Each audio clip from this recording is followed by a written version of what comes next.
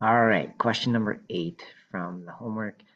We want to find the factor of the polynomial. So sort of the idea is we're going to factor this, and we're actually going to get two factors, right? So when you have a trinomial like this, we can factor it into two little binomials, right? And then one of them will be one of these from the list, right? So normally we just put like x and x here, but that's not going to work because we have a 2 in front here. So we're going to need like a 2x and x.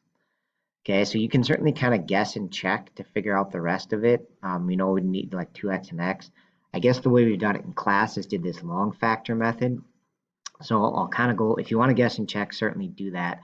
But I'm going to go over the long factor method, which starts by multiplying the 2 and the -5, the front and the back thing. And then we have to find numbers that multiply to that and add up to -3. So if it's a negative number back here, I know I'm going to have one negative and one positive number. And so our choices would be like 1 and 10 or 2 and 5.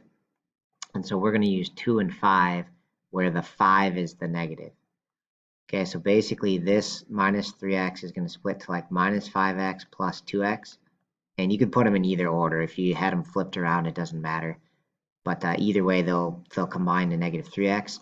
And then in this method, we just bring down the other two numbers. So we have a 2x squared and then a minus 5. All right, and then what we do from here is called factor by grouping, because then we group the front two and group the back two and pull out GCFs. So I'm going to pull out of these front two. The only thing that's common is x by the look of it. So I'm going to take out an x from both of them. And out of these back two, there's really nothing that's common. So I'm just going to factor out a 1. Okay, and then if we do this method right, these two parts should match. So that's one of our factors is 2x minus 5. And then take whatever's in front, that's our other factor, which is x plus 1, combine those two parts. So this whole statement factors into x plus 1 times 2x minus 5. And so we can just look and say the one that is from our choices, there's two factors, but the only one that's listed here is the 2x minus 5. So that's going to be answer choice H.